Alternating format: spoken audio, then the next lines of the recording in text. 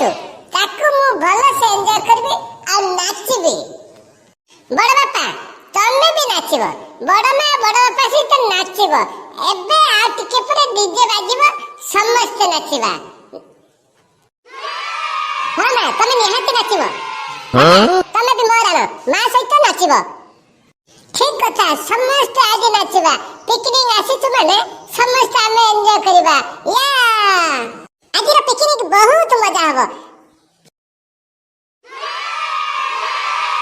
ରାମ ରୋଷେଇ ପାଇଁ ତ କିଛି ଜିନିଷ ଆସି ନାହିଁ। ଗାଡି କଣ କଲା କେଜାଣି ଏତେ ଲେଟ୍ କରୁଛି। ନିଆଁ ତ ଜାଳି ଦେଲ, ଖାଲି କାଠ ଜଳିବ।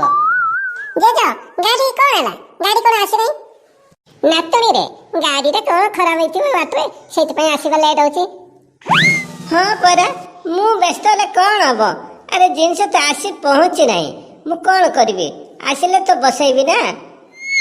ଜଗା ଭାଇ ଫୋନ କର ଟିକେ, ଗାଡି କଣ ହେଲା ଏତେ ଲେଟ୍ କରୁଛି?